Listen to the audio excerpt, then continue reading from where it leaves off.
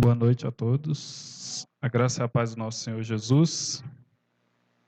Para começar, vamos abrir lá em Hebreus 6, do verso 1 em diante.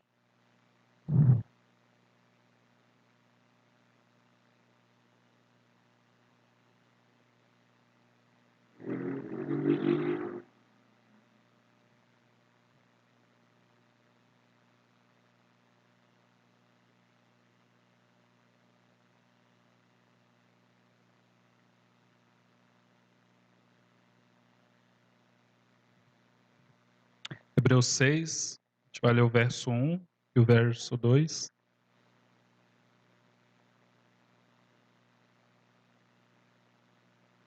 Eu recomendo ler depois Hebreus do 1 até chegar no 6, que vocês vão ver que maravilha que é.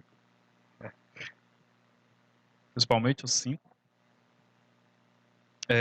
Hebreus 6, verso 1 e 2. Portanto, deixemos os ensinos a respeito de Cristo e avancemos para a maturidade, sem lançar novamente o fundamento do arrependimento, de atos que conduzem à morte, da fé em Deus, da instrução a respeito de batismos, da imposição de mão, da ressurreição dos mortos e do juízo eterno. Amém? Glória a Deus. Como na última vez que eu estive aqui em cima, eu falei que o Senhor colocou no meu coração da gente falar sobre esses fundamentos rudimentares, sobre o simples do Evangelho que está descrito aqui em Hebreus 6:1. E da última vez a gente falou sobre arrependimento. E eu tenho que dizer que eu achei maravilhoso como o Senhor conduziu a palavra, como tudo ocorreu. E pelo menos eu, peguei muitos frutos daquilo que foi falado naquele dia, e aquilo engrandeceu a minha fé. Compreender mais um pouco do arrependimento e a necessidade do arrependimento não como um momento na minha vida onde eu me entrego ao Senhor, mas como algo contínuo sobre a minha vida. Algo que vai acontecendo dia após dia, porque, querendo ou não, eu ainda estou aí debaixo sobre o pecado ainda. O pecado ainda tem influência na minha vida. Então, ele ainda tendo influência na minha vida, é necessário que eu me arrependa, é necessário que eu continue me arrependendo. E o tema de hoje é a fé em Deus, né? Que tá da fé em Deus, mas é a fé em Deus. E eu tenho que admitir que, para mim, foi um tema muito difícil. Primeiro, eu já preguei fé. E quando eu preguei fé, eu preguei lá em Romanos 1:17, né? Que o justo viverá pela fé. E aí de lá a gente caminhou lá para Abacuque, quando foi a primeira vez que essa frase foi mencionada. A gente falou sobre todo o contexto do que estava acontecendo, que era um contexto de praticamente destruição, né, que a Babilônia estava vindo, e que a alma de Abacuque é uma alma que estava sofrendo por ver tanta injustiça, por ver tanta imoralidade, por ver tanta coisa ruim, e ele começa a questionar o Senhor: Senhor, por que está acontecendo isso? O Senhor é um Deus bondoso, o Senhor é um Deus justo. Sendo o Senhor um Deus bondoso, sendo o Senhor um Deus justo, por que existe tanta injustiça? Por que existe tanta imoralidade? Porque existem tantas coisas que não condizem com o caráter que o Senhor tem. E isso foi outra ministração, nós não vamos entrar nestas coisas hoje. Amém? A buzina do carro. Mas, mas aí E aí a gente já falou sobre essa fé. E essa fé a gente caminhou muito no protestantismo, eu acho que era até outubro, né? Era o mês da reforma protestante, ao qual nós estamos debaixo. E agora eu tinha que falar sobre fé. E aí eu comecei a pesquisar fé e, meu Deus do céu, aí vem Abraão, aí vem Noé, aí vem Isaac, aí vem Moisés, aí vem Davi, aí vem um tanto de personagem bíblico que eu falei: Senhor, eu não estou aguentando. É muita fé bonita. Qual dessas fé que eu vou falar? Porque é muita fé linda, é muita fé maravilhosa. A fé de Abraão, alguém que escutou do Senhor, que era para ele sair daquela terra e que era para ele ir para outra terra e que ele seria pai de multidões, ele vai, ele crê, ele acredita, ele confia em Deus. E ele tem uma vida escrita maravilhosa. A de Isaac eu não acho que aconteceu tanta coisa, né? Tem gente até que fala que Isaac teve um pai muito abençoado e teve um filho muito abençoado, que é Jacó, que está ali no meio. Mas Jacó também. E no decorrer são muitas representações de fé poderosas, muitas representações de fé que nos tocam, muitas representações de fé que são exemplos para a gente. Tanto que elas estão lá em Hebreus 11, que é a galeria da fé. E aí a gente vai ler a galeria da fé e a gente fica, meu Deus do céu, eu sou uma vergonha, porque olha tudo isso que aconteceu na vida de todos esses homens e olha quão poderosa a fé de todas essas pessoas são. É incrível, é incrível. E aí eu comecei a meditar sobre a fé. E aí eu pensei em falar da fé como confiança, que eu já falei aqui que no hebraico mesmo, existe fé, existe confiança. Aí eu falei, será que eu falo sobre isso? Mas também não era sobre isso. Eu falei, meu Deus, o que eu falo? E aí eu comecei a refletir um pouco. E quando eu comecei a refletir sobre a fé, eu descobri algo que não é uma novidade, mas que a gente não pensa muito, que é, todo mundo tem fé. Não existe uma pessoa nesse mundo que não tem fé. Todos, todos, todos, todos têm fé. Seja o bandista, seja o católico, seja o testemunho de Jeová, qualquer religião, todos têm fé. Tem gente que acredita numa raposa que tem 9 caudas. Eu não estou falando do Naruto, mas eu estou falando de um deus japonês que existe. É porque quem gosta de mangá vai achar que é o Naruto, né? Tem gente que acredita no Buda. Tem gente que acredita em Shiva, que tem 6 braços. Tem gente que acredita no elefante. Tem gente que acredita na vaca. Ou seja, tem muitas representações de fé. Então, o mundo lá fora está recheado de fé. A gente acha que o mundo lá fora não tem fé, mas o mundo lá fora tem fé sim. O mundo lá fora está infestado de fé sim. Tem muita gente que crê em coisa quase que impossível. Meu colega, ele torce pro Vasco. Tem muita gente que crê em coisas improváveis. E que acredita que aquilo ali vai dar certo. Então, o mundo ele está infestado de fé. E tem muita gente que crê em si mesmo, acima de todas as possibilidades, acima de todas as coisas improváveis, que crê em si mesmo. Então, isso é uma fé também. Você acreditar em você mesmo que você está entrando no ringue contra o Anderson Silva, você fala, não, eu vou bater nele. Pô, irmão. Mas não, a pessoa tem uma fé que aquilo vai dar certo. Tem muita gente lá fora que com 20 anos ainda acredita que vai conseguir ser um jogador de futebol. Isso é fé. Tem muita gente que quer se tornar um ator famoso de Hollywood. Isso é fé. A pessoa crê naquilo. E é engraçado a gente olhar isso que a gente fica, nossa, então o mundo está infestado de fé. O mundo está lotado de fé. O mundo está recheado de fé. E a gente quer olhar e a gente quer dizer, não, não tem fé lá fora, tem fé lá fora. E a gente vai para o ateu, não, eu não acredito no Deus cristão, judaico-cristão, eu também não acredito no outro Deus. E aí acaba que é tanto Deus, que o cara tem que acreditar em alguma coisa. E no que ele acredita? Em nada. Né? Mas é uma fé acreditar em nada. Porque ele está negando todas as outras possibilidades, então também é uma manifestação de fé que esse ateu tem. Então lá fora está infestado de fé. Está cheio de fé. E nós, como cristãos, protestantes, judaicos, a gente crê que existe a nossa fé e a gente crê que existem as outras manifestações de fé. Só que as outras manifestações de fé, a partir do que a palavra do nosso Deus diz, a partir da mensagem dele, a partir da revelação do Espírito Santo, nós enxergamos como ídolos. Então, lá fora está infestado de fé, mas lá fora está infestado de fé a ídolos. E o que são ídolos? É tudo aquilo que está no lugar de Deus.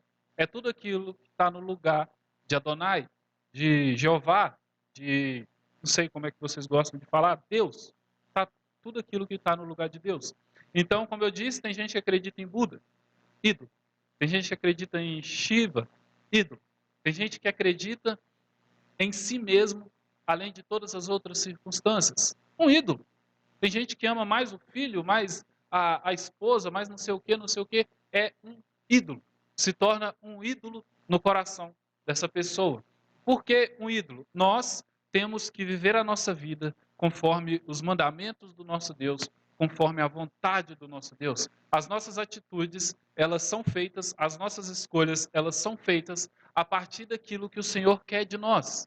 Então, eu estou andando e, quer dizer, eu fui comprar alguma coisa no mercado e o valor do negócio é R$ 2. Eu entrego R$ 2, a moça do caixa me volta com uma nota de 200, coisa que eu nem vi até hoje. Me volta com uma nota de 200. o Luquez vai pensar, pô, lucrei 200%, 200%. Mas o Espírito Santo que está em mim e a lei de Deus que está em mim vai falar, você vai devolver. Porque isso não é seu e não é justo que você fique com algo que não é seu. Então, eu devolvo aquilo, não porque eu sou uma pessoa boa. É claro que eu sou uma pessoa boa, mas não porque eu sou uma pessoa boa totalmente, porque bom é somente Deus. Mas porque a palavra de Deus está sobre mim, o Espírito Santo de Deus está sobre mim. Eles estando sobre mim, eu tenho uma forma de viver que caminha a forma de viver do Senhor. E as pessoas lá fora é da mesma forma. Seja com os deuses delas, seja com os ídolos delas, ou seja com ela mesma. Todas as atitudes que elas vão tomar, todos os caminhos que elas vão seguir, vão ser caminhos e decisões tomadas a partir daquilo que elas acreditam, a partir daquilo que elas têm fé. Amém? Então, isso são os ídolos e essas são a fé. E aqui a nossa criatividade, ela confecciona ídolos. E o coração é uma fábrica de ídolos, como diria João Calvino. E se eu não me engano, o C.S. Lewis também diz isso, sobre o coração do homem ser uma fábrica de ídolos. E o coração do homem sendo uma fábrica de ídolos, o que eles querem dizer com isso? Eles querem dizer que não tem como você passar por essa vida sem você não ter algo que está além de si mesmo, sem ter algo que está acima de si mesmo. Alguma coisa vai estar acima de você, seja Deus ou seja qualquer outra coisa que você queira acreditar. Ciência, filosofia, psicologia, esses outros deuses, ou até o pensamento de ser maior ou mais forte do que todas as outras coisas. Porque o coração procura encontrar algo que possa se entregar de corpo e alma. Então o coração, ele necessita de algo que ele vai se entregar por completo. O coração, ele vai olhar e vai falar, tudo bem, a gente vai seguir essa religião, então nós vamos nos entregar de corpo e alma aqui. Nós vamos viver isso aqui ao máximo. É claro que nem todo mundo vive ao máximo, né? Mas sem diretas para 99% da inscrição, eu estou no meio, né? 99% vai se entregar. Então, o coração, ele tem essa necessidade de algo para ele se entregar. Como diria o filósofo Fyodor Dostoiévski, no homem é um vazio do tamanho do coração de Deus. Então, esse coração, ele quer ser preenchido, ele quer ser cheio, ele tem anseio em ser cheio, em ser preenchido e em se entregar para algo. E não são apenas imagens de gesso e barro ou pinturas, mas também coisas abstratas. Eu já falei sobre isso. E uma idolatria. Gente, o que eu escrevi? Deixa isso aqui para lá. E buscar a si mesmo é se idolatrar. Encontrar sua identidade em si mesmo é se afastar de si, é se afastar de Deus. Quando Jesus diz que, negar a si mesmo.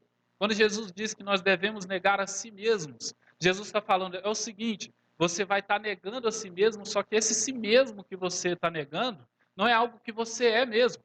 Porque quando você nega a si mesmo, você se aproxima de Deus.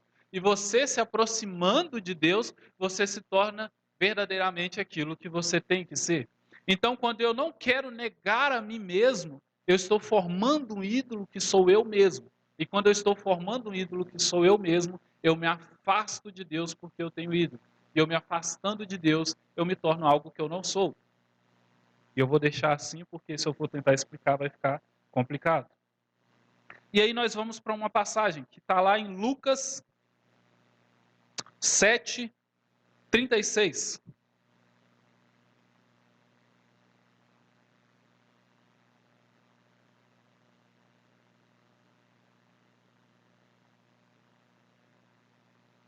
Glória a Deus. Lucas 7, 36.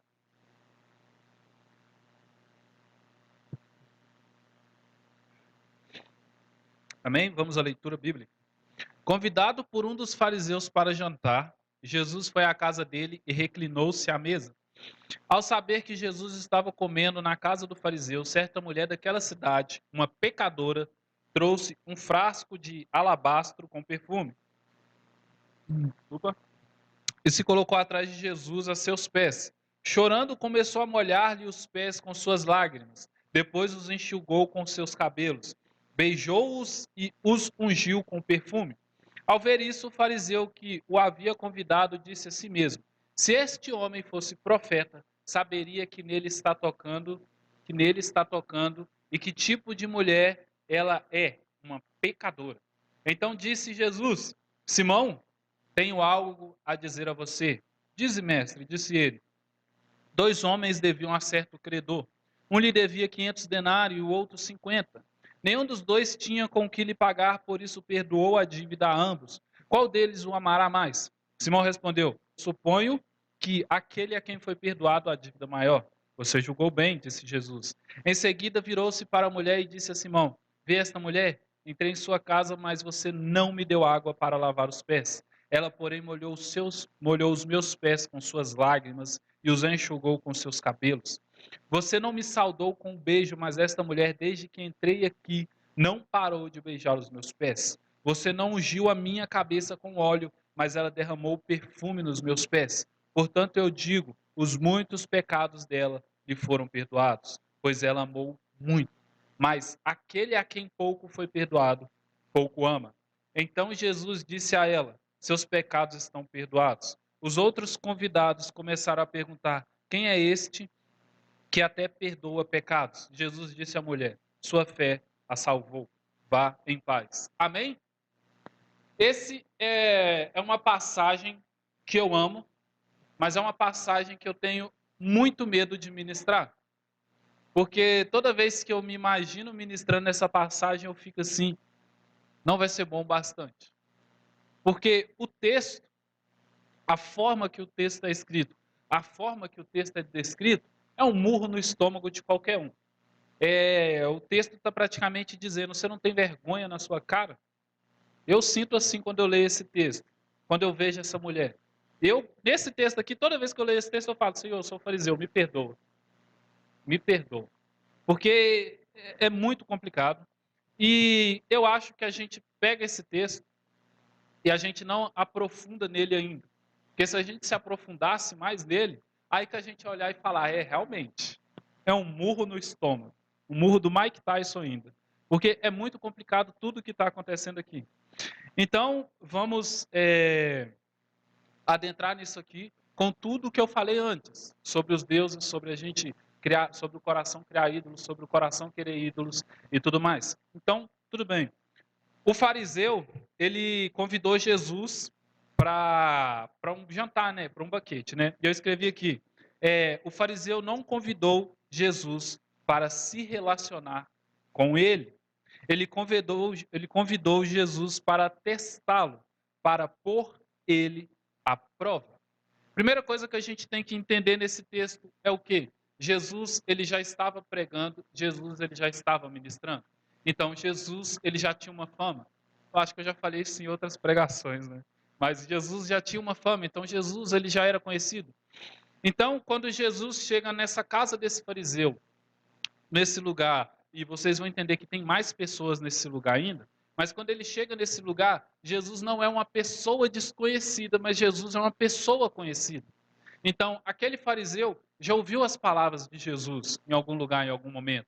Aquela mulher já ouviu as palavras de Jesus em algum lugar, em algum momento. E as pessoas que estão ao redor, eu vou explicar, também já ouviram as palavras de Jesus em algum momento, em algum lugar. Continuando lendo, na antiguidade, quando se convidavam mestres para um banquete, não era para alimentá-los, era a oportunidade desses mestres darem seu ensino para um grupo menor. A casa ficava com as portas para qualquer pessoa poder entrar. Qualquer um pode participar, só não se pode assentar à mesa. Então, o fariseu, ele chama Jesus para essa festa, ele chama Jesus para esse banquete, nessa casa. E eles sentam à mesa, e essa mesa não é a mesa como nós conhecemos. A mesa que nós conhecemos, ela tampa os nossos pés, ela tampa os nossos joelhos e as nossas pernas. Não. A mesa deles é aquela mesa, não é nem uma mesa, né? É quase uma tábua, né? Então, os pés ficam para fora da mesa. Então, Jesus é convidado para esse jantar. Depois de Jesus ministrar, esse fariseu convida Jesus para esse jantar. e como é de costume deles, eles convidavam o mestre para o jantar, o mestre ia para esse jantar, sentavam algumas pessoas nessa mesa junto com esse mestre, e essa casa ficava com as portas abertas e com as janelas abertas. Porque, como sendo o mestre é alguém famoso, então todo mundo queria ouvir o mestre falar. Todo mundo queria ver mais da sabedoria do mestre. Então, ele chama Jesus, Jesus vai a essa casa, ele se assenta com Jesus nessa mesa e com mais algumas pessoas, e aquela casa está rodeada de gente, está rodeada de pessoas querendo ouvir ensinos de Jesus. Porém, pela tradição, só pode questionar o mestre quem está na mesa. Só pode conversar com o mestre quem está na mesa. Quem está de fora só pode escutar e só pode ouvir. Eu já acho um belo privilégio desse fariseu poder convidar Jesus para sentar à mesa e poder ouvir Jesus falar. E poder escutar um pouco mais daquilo que Jesus tinha para ensinar. Então, é isso que está acontecendo. Jesus está na mesa, o fariseu está na mesa, tem mais pessoas ali e as portas estão abertas para quem quiser ouvir. E o foco do fariseu aqui não é alimentar Jesus, mas é questionar Jesus sobre as palavras que ele ensinou e sobre as palavras que ele ensina. É mais conhecido naquela época como jugo. A gente já ouviu falar sobre o meu fardo é leve e o meu jugo é suave. Quando diz jugo, diz ensinamento. Então, ele convida Jesus e alguns conhecidos. Então, ao redor da mesa, somente aqueles que foram convidados para o banquete podem questionar o mestre. A plateia ao redor pode escutar, pode ver o que está acontecendo, mas não pode interferir. Não pode se dirigir ao mestre. Somente os da mesa podem se dirigir ao mestre e fazer perguntas. Ele chama Jesus ao banquete. Amém? Então é isso. Só que quando se convida um mestre para um banquete, tem alguns protocolos que têm que ser seguidos. Tem algumas coisas que têm que ser seguidas antes desse mestre se assentar à mesa, antes desse mestre comer à mesa. É igual a gente vai chamar o Neymar para comer lá em casa. Pô, o Neymar não vai chegar de qualquer forma. Se deixar, tô brincando. Mas ele não vai chegar de qualquer forma, eu vou receber ele bem. Eu creio que vocês também receberiam uma pessoa famosa bem. Quanto mais um mestre, quanto mais alguém que ensina bem, quanto mais alguém que tem uma fama. Então ele chama Jesus ao banquete. E o protocolo é: as vestes. Então o protocolo é o seguinte: as vestes eram a túnica, as vestes que as pessoas usavam naquela época era a túnica, mas também tinha uma capa, né? Era uma capa. E o servo que está na casa, ele não usa a capa. Então, na casa desse fariseu tem um servo, e esse servo não usa a capa, por ser pesado e atrapalhar o serviço. Então, você identificava o servo da casa por não estar com uma capa. Lá em João 13,14, Jesus tira a capa e ele lava os pés dos discípulos. Então, naquele momento, Jesus se faz de servo e ele lava os pés dos discípulos. Então, Jesus ele entra nessa casa e nessa casa tem o servo. Estão reunidos para um banquete numa mesa, não como as nossas, já expliquei isso. Se sentam à mesa, mas não diretamente, eles são recebidos pelo anfitrião. Quando o anfitrião recebe um mestre, é de bom tom que ele retirasse a capa, que o anfitrião retirasse a capa, e que, após retirar a capa, ele recebesse o mestre com um beijo e lavasse os pés do mestre, seja o anfitrião ou seja o servo da casa. Então, quando o mestre adentra a casa, o anfitrião tira a sua capa, ou ele não tira a sua capa, ele dá um beijo a quem está recebendo, e se ele tiver sem a capa que ele retirou, ele lava os pés do mestre ou da pessoa que ele está recebendo, ou o servo desse anfitrião lava os pés desse mestre a quem ele está recebendo, né? Essa seria uma recepção calorosa e digna de um mestre. Se ele, fariseu, quisesse receber bem Jesus, é isso que ele faria. Mas o texto diz que Jesus, entrando na casa do fariseu, tomou lugar à mesa. Então, quando Jesus ele entra nessa casa, Jesus ele vai direto para a mesa. Porque Jesus ele não é recepcionado com um beijo, não lavam os pés de Jesus. O fariseu ele não retira a capa dele e ele nem pede o servo dele para ir lá e lavar os pés de Jesus. Então Jesus ele é recepcionado nesse lugar, mas ele é recepcionado nesse lugar sem receber devida honra, sem receber a honra de um mestre. Ninguém o recebe, nem o servo recebeu ordem para lavar os pés de Jesus. E isso tudo premeditado. O que está em jogo não é um convite para chamar Jesus para conversar, mas sim para humilhar Jesus, para expor Jesus. Então, agora a gente tem outra leitura do texto, sabendo de qual é o contexto do que está acontecendo. Convidado por um dos fariseus para jantar, Jesus foi à casa dele e reclinou-se à mesa. Ao saber que Jesus só esse primeiro verso. Convidado por um dos fariseus para jantar, Jesus foi à casa dele e reclinou-se à mesa. Então, o correto seria: convidado Jesus por um fariseu para jantar, Jesus adentrou aquela casa. O fariseu recebeu Jesus com um beijo. O fariseu retirou a sua capa e lavou os pés de Jesus, ou senão o fariseu pediu ao servo que lavasse os pés de Jesus para que Jesus se assentasse àquela mesa. Então, todas as pessoas que estão ao redor, todas as pessoas que estão assistindo aquilo, elas conhecem essa tradição. Elas conhecem essa forma de receber um mestre na sua casa. Agora imagina todo mundo conhecendo aquilo, vendo aquelas portas abertas, vendo aquelas janelas abertas, vendo Jesus entrar naquela casa, não ser recepcionado, ninguém falar nada com Jesus, e Jesus se sentar à mesa. Então todas aquelas pessoas, naquele momento, elas entenderam o que estava acontecendo. Elas entenderam que aquele fariseu não recebeu Jesus como um mestre, mas que recebeu Jesus como um qualquer. Recebeu Jesus sem dar a honra de Jesus como se fosse um mestre, como se fosse não o Messias, porque eles não acreditavam, mas simplesmente como um mestre que tem uma boa palavra, que tem um bom ensino, que tem algo a ensinar a todas aquelas pessoas. Então todo mundo vê que quando Jesus entra ali sem receber honra. Jesus entra ali sem ser reconhecido, no mínimo, como mestre. Sem ser reconhecido, no mínimo, como uma pessoa que merecia o devido respeito. A atitude do fariseu, a atitude do servo deveria ser a mesma atitude de Jesus quando lava os pés dos discípulos. Quando ele retira a capa e quando ele lava os pés daquele discípulo. Porque não se entra numa casa estando impuro, estando sujo. Não se assenta à mesa para comer estando impuro, estando sujo. Você senta numa mesa limpo. Você adentra a casa com os pés limpos, para não tornar aquela casa impuro, para não tornar aquele banquete impuro. Só que aquele fariseu, ele não queria honrar esse Jesus que ele viu pregar. Ele queria humilhar esse Jesus que ele viu pregar. Ele queria expor esse Jesus que ele queria pregar.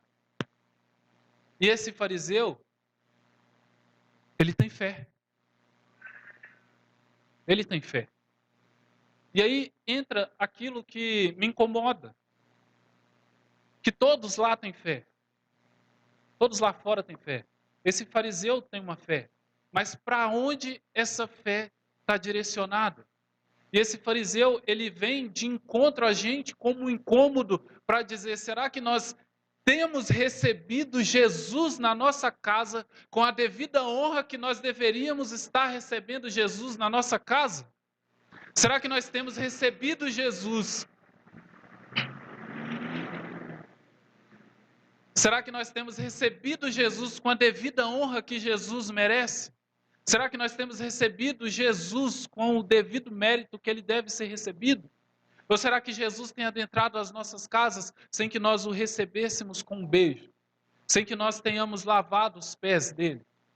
Sem que nós tenhamos nos prostrado para ele?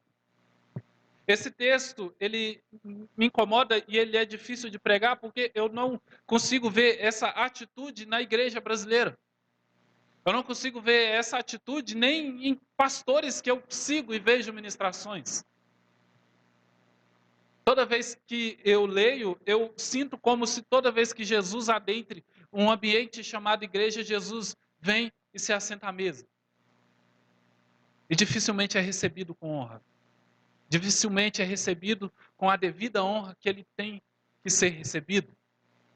E todos esses ambientes têm isso aqui, fé. Só que aonde essa fé está sendo colocada? Em que lugar essa fé está sendo colocada? A gente poderia ter colocado culto fé. Só que fé em quê? Fé em quem?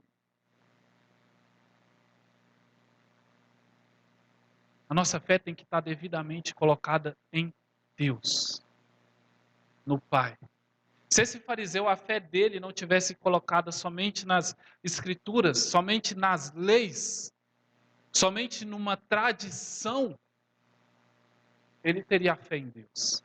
Só que como está só na tradição, como está só nas leis, como está só nos escritos, ele não conseguiu ver o próprio Deus encarnado na frente dele. Ele só viu algum homem que nem honra merecia. Que nem honra merecia.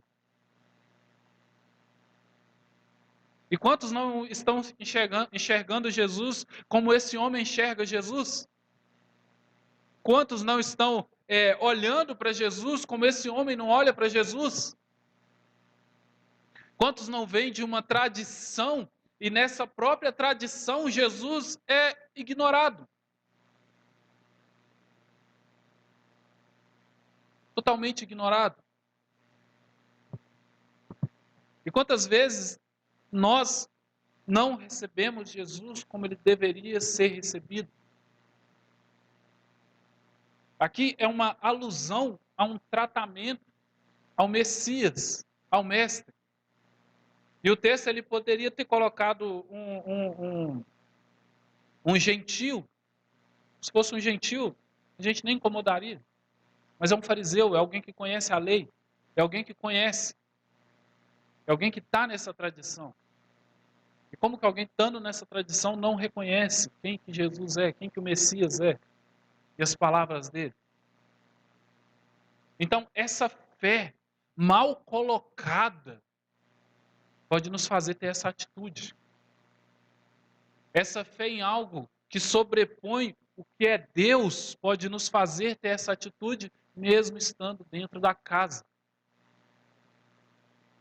Essa fé mal colocada pode nos tornar idólatras dentro da própria igreja. Idólatras dentro da casa. Idólatras com o Espírito Santo fluindo aqui, mas com corações idólatras. Porque essa fé está sendo mal colocada, essa fé está sendo mal gerida. Essa fé, ela existe como algo, a palavra até sumiu, mas como algo que algo, entre aspas, fictício, mas não é fictício a palavra que eu estou procurando. Então, esse fariseu, ele tem fé.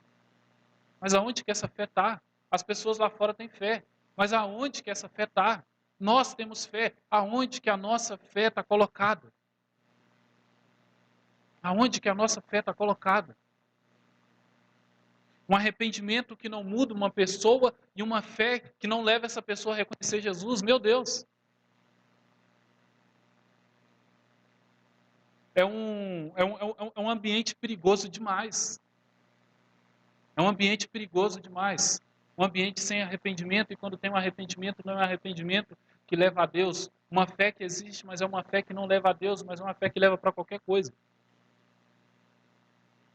Então, esse é o fariseu. E esse é o versículo 36 sendo ministrado. No verso 37.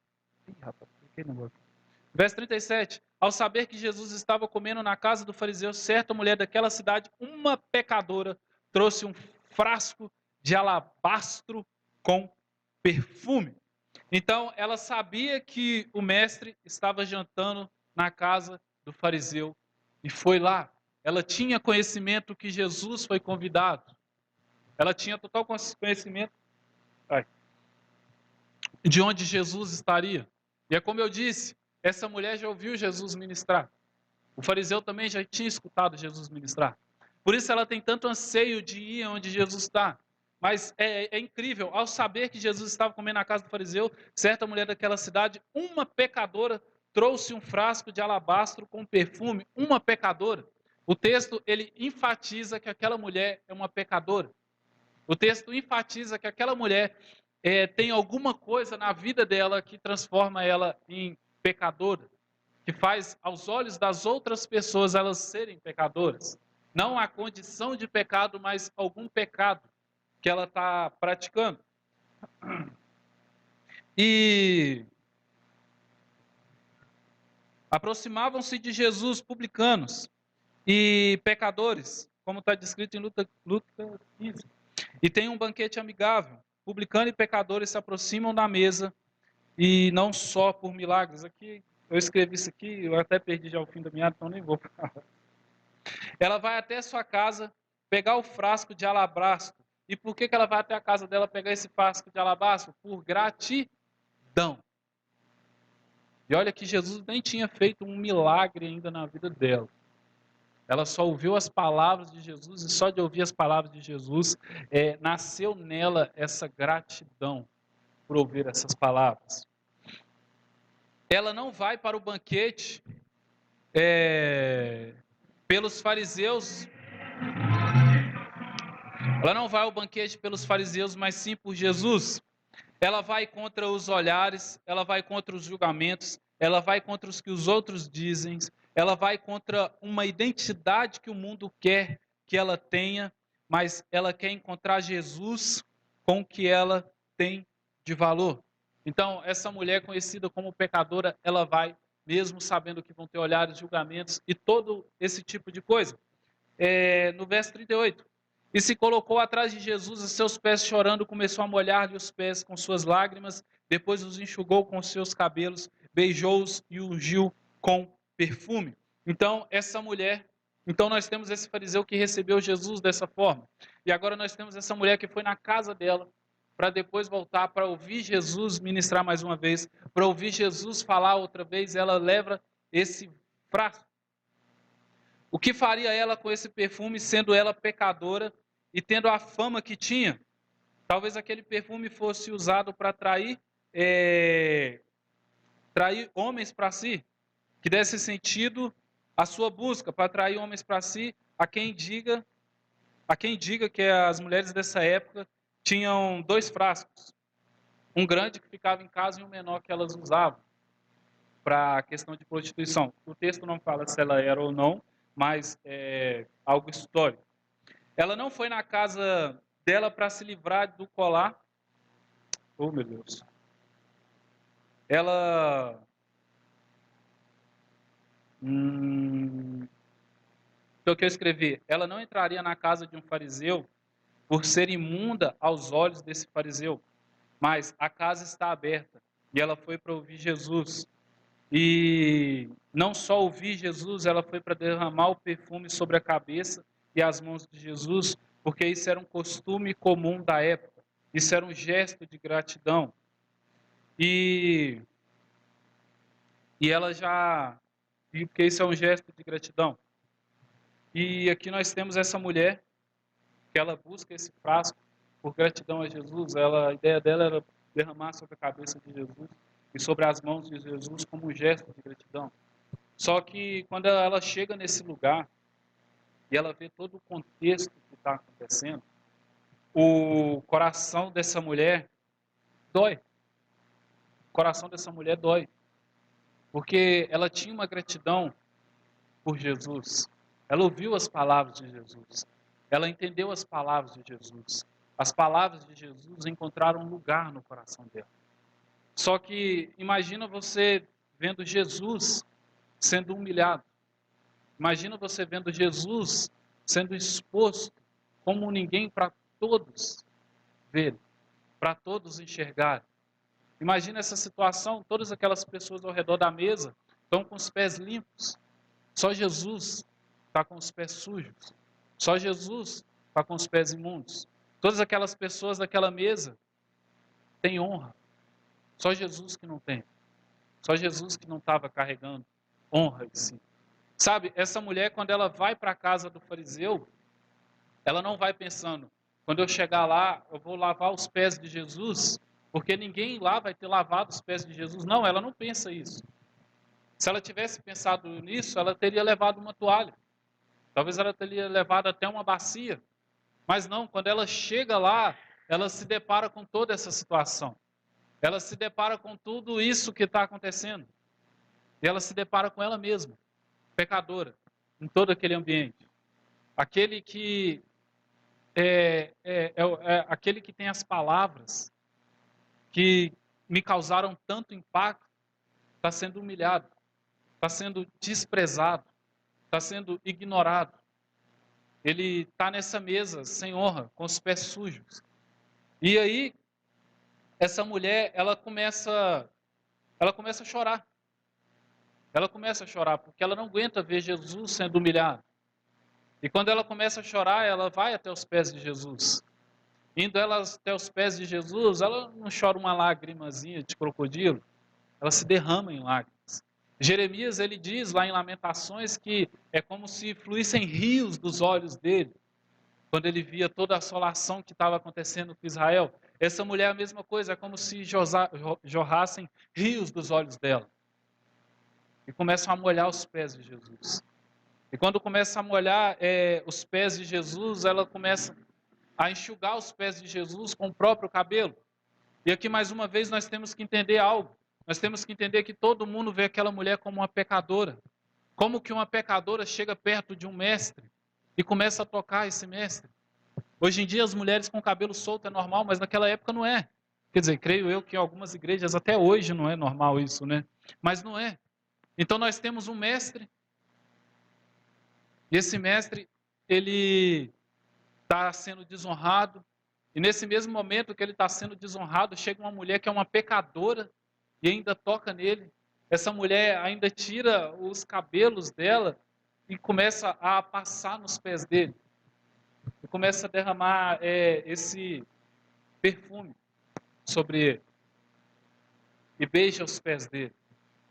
Sabe, para você beijar os pés de alguém, você não pode estar em pé. Você não pode estar em pé. Então, essa mulher está encurvada, próxima a Jesus. Essa mulher está encurvada onde Jesus está. E todos ali estão enxergando toda essa cena, e o fariseu está enxergando essa cena. E o fariseu até pensa, se ele soubesse quem essa mulher é, ele não deixaria que ela tocasse ele. Porque ela é pecadora, porque ela é impura. Por ela ser pecadora e por ela ser impura, ela coloca em xeque todo o ministério que ele tem trazido até agora. Ela coloca em xeque toda a mensagem que ele tem trazido até agora. Só que essa mulher, ela tem fé em Deus. Essa mulher, ela ouviu uma palavra e essa palavra adentrou no coração dela. E quando ela ouviu essa palavra adentrou no coração dela, ela não conseguiu suportar ver Jesus sendo humilhado. E se humilhou diante de Jesus. E se humilhou próximo a Jesus para que todos vissem ela. Não somente ele sendo humilhado, mas ela fala, não, eu me humilho aqui também. Se o meu mestre está sendo humilhado, eu também vou ser humilhada nesse lugar. Eu também vou ser humilhada nesse ambiente. Eu não vou deixar que os pés de Jesus estejam impuros diante dessa mesa. Eu não vou deixar que vocês desonrem a Jesus nessa mesa. Se não tem honra lá fora para Jesus, aqui dentro tem que ter. Se não tem honra para Jesus no lábio daquelas pessoas lá fora, nos nossos lábios tem que ter honra para Jesus. Se não tem lágrimas naqueles olhos lá fora para Jesus, nos nossos olhos tem que ter. Se as pessoas lá fora não se curvam diante de Jesus, nós temos que nos curvar. É como eu falei, existe um tanto de fé lá fora, só que todas essas fé que tem lá fora, elas não fazem jus a Deus. Elas não fazem jus a Jesus. Elas não fazem jus ao único detentor de vida eterna. Elas só querem desonrar Jesus.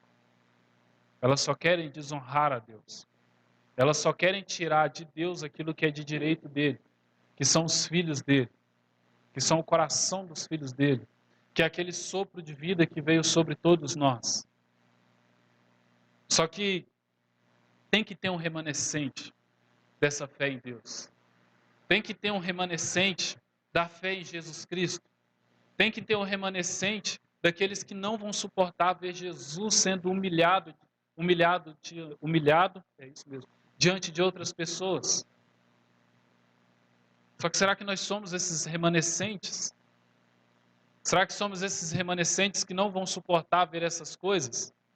Que não vão suportar ver Jesus sendo humilhado por pessoas que não se importam com ele? É,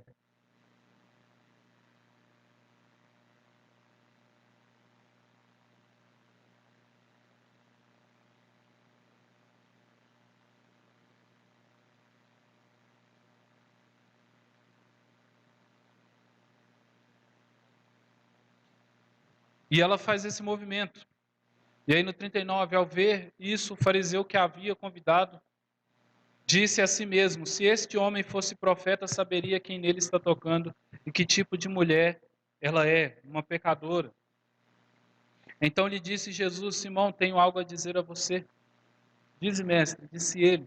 Então aqui nós temos o Simão, o homem que tem fé, mas que não tem fé em Deus. O homem que acredita, mas que não acredita em Deus. Pensando consigo mesmo, mas mesmo pensando consigo mesmo, Jesus sabia o que ele estava pensando. 2 homens deviam a certo credor, um lhe devia 500 denários e o outro 50. Nenhum dos dois tinham com que lhe pagar, por isso perdoou a dívida de ambos. Qual deles o amará mais? Qual deles amará ele a mais? Simão respondeu: suponho que aquele quem foi perdoado a dívida maior. Você julgou bem, disse Jesus. Em seguida virou-se para a mulher e disse a Simão: vê esta mulher? Entrei em sua casa, mas você não me deu água para lavar os pés. Porém, molhou os meus pés com suas lágrimas e os enxugou com seus cabelos. Você não me saudou com um beijo, mas esta mulher, desde que entrei aqui, não parou de beijar os meus pés. Você não ungiu a minha cabeça com óleo, mas ela derramou perfume nos meus pés. Portanto, eu digo: os muitos pecados dela foram perdoados, pois ela amou muito. Mas aquele quem pouco foi perdoado, pouco ama. Então, aqui nós temos a confirmação do que eu falei lá atrás, sobre a recepção do mestre, de como deveria ser, e que essa mulher tomou posição para receber Jesus como Jesus deveria ser recebido. Mas sabe o que é um soco no estômago desse texto? Não é a atitude da mulher em si, mas é a atitude do fariseu. E sabe o que é pior na atitude do fariseu? É o 47. Portanto, eu digo, os muitos pecados dela lhe foram perdoados, mas pois ela amou muito, mas aquele a quem pouco foi perdoado, pouco ama. A quem pouco foi perdoado, pouco ama. Jesus não está falando de um personagem, ele está falando de 2 personagens. Jesus não está falando só da mulher, mas Jesus está falando do fariseu também. Então, Simão, é o seguinte: tinha alguém que tinha uma dívida de 500, a mulher, mas tinha alguém que tinha uma dívida de 50, o fariseu. Mas um credor perdoou os 2. Então, mesmo com essa recepção, mesmo com tudo isso, Jesus perdoa. Sabe, isso me pega de tal forma, de tal maneira. O homem recebeu Jesus da pior forma possível, mas mesmo assim ainda havia perdão. Não é à toa que Jesus não se levantou da mesa e foi embora, mas ele continuou na mesa, continuou sentado na mesa. E a gente entende quando Jesus diz que ele vem para os pecadores. E às vezes a gente acha que esses pecadores é só o leproso, é só a pessoa endemoniada, só a prostituta, só o beberrão, é só aquilo. Não. É para aqueles que têm um título de fé, mas que não têm consciência de onde esse título de fé está. Talvez o nosso título de fé não esteja aqui, ó. Mas ainda há possibilidade, ainda há oportunidade de nós chegarmos a esse título de fé, a fé em Deus, a fé no Pai. Esse versículo, esse capítulo, é de perdão a 2 pessoas que tiveram 2 atitudes completamente diferentes, mas que o Senhor encontrou as 2 pessoas. Então Jesus disse a ela: seus pecados estão perdoados. Os outros convidados começaram a perguntar: quem é este que até perdoa pecados? Jesus disse à mulher: sua fé o salvou, vá em paz. Teve perdão, mas a salvação teve para a mulher. Jesus diz: vá em paz.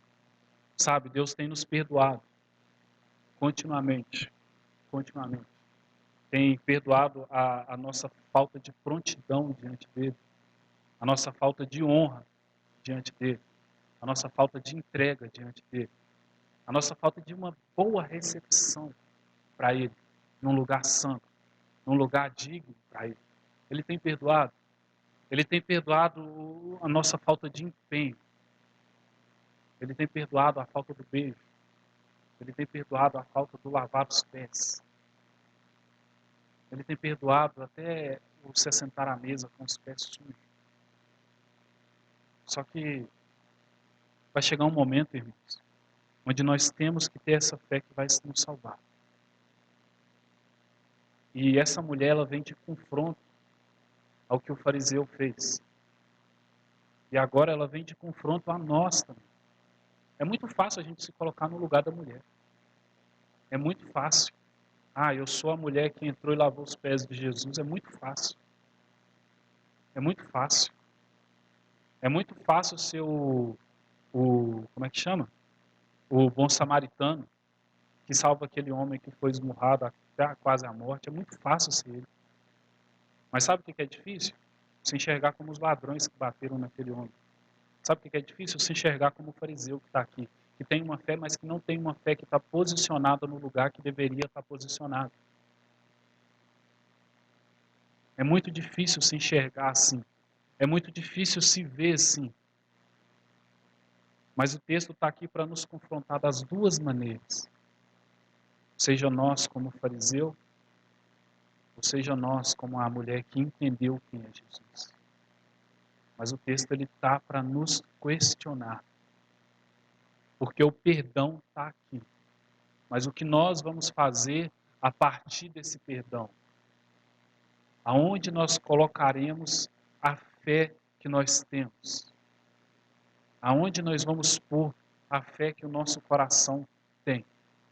Será que nós vamos continuar como fariseu? Ou será que a gente vai se tornar essa mulher que não suportou mais ver Jesus sendo humilhado? Que não suportou mais ver ele sendo ignorado e desonrado naquela casa? E disse: se eles não te honram, eu vou te honrar. Se eles não lavaram seus pés, eu vou lavar. Senhor, eu não tenho uma bacia, eu não tenho uma toalha, mas o que eu tiver aqui, eu vou usar para te honrar. Amém? Então que a nossa fé esteja em Deus. Eu peguei esse texto porque esse texto se trata exatamente do que eu queria falar. De fé, mas de uma fé mal posicionada. E de uma fé muito bem posicionada. Não é só ter fé, mas é ter fé no lugar certo. É ter fé na pessoa certa, que é Jesus. É ter fé no Deus certo, que é o Deus ao qual nós dizemos que servimos. Não é só ter fé, mas é ter ela muito bem posicionada. Amém? Como eu disse, o texto é muito difícil de ministrar. Vamos orar? Glória a Deus, aleluia, Senhor. Tu és santo e poderoso, meu Pai. Tu és santo e poderoso, Tu és santo e poderoso, nós amamos o Teu santo nome, Senhor. Nós amamos quem o Senhor é, meu Pai. Nós queremos Te honrar, meu Pai. Nós queremos Te honrar nesse lugar, nós queremos Te honrar, meu Pai, no nosso trabalho. Nós queremos Te honrar, meu Pai, na nossa vida, meu Pai. Senhor, nós não queremos ser como um fariseu, meu Pai, que tem fé, mas que tem uma fé mal posicionada, que tem uma fé no lugar errado, meu Pai. Mas nós queremos ter uma fé, meu Pai, que vá diretamente de encontro a Ti, meu Pai. Nós queremos ter uma fé, meu Pai, que nos aproxima, meu Pai, mais do Senhor, meu Pai. Nós queremos ter uma fé, meu Pai, que nos coloca mais próximos de Ti, meu Pai, prostrados aos Seus pés, meu Pai. Nós queremos ter uma fé, meu Pai, que entende que nós somos pecadores, que nós somos pecadores, mas que no Senhor, meu Pai, há perdão, meu Pai. Senhor, nós queremos ter uma fé, meu Pai, que quando nós te recepcionamos, meu Pai, na nossa casa, nós te recepcionamos, meu Pai, com a devida honra, meu Pai, que o Senhor merece, meu Pai. Nós queremos ter fé, meu Pai. Nós queremos ter fé em Ti, meu Pai. Nós queremos ter fé em quem o Senhor é, meu Pai. Nós queremos ter fé no Teu Filho Jesus. E nós queremos recepcionar o Teu Filho Jesus nos nossos corações, nas nossas vidas, na vida dos nossos familiares, na nossa igreja, como Ele realmente deve ser, meu Pai, recepcionado. Nós queremos Te honrar, Senhor. Nós queremos Te honrar, Senhor. Senhor, que esse segundo fundamento, meu Pai, não falte em nós, meu Pai. A fé em Deus, meu Pai, que ela não falte em nós, meu Pai. Que nós não venhamos ignorar o primeiro fundamento, que é o arrependimento das obras que nos levam à morte, meu Pai. Que nós não venhamos ignorar esse fundamento, meu Pai, mas que nós também não venhamos ignorar esse segundo fundamento, que é a fé em Deus, meu Pai. Senhor, que isso venha gerar fruto em nós, meu Pai. Que isso venha gerar vida em nós, meu Pai. Senhor, nós te amamos, meu Pai, te agradecemos por tudo, pois só Tu és santo, só Tu és poderoso e só Tu és maravilhoso. Amém.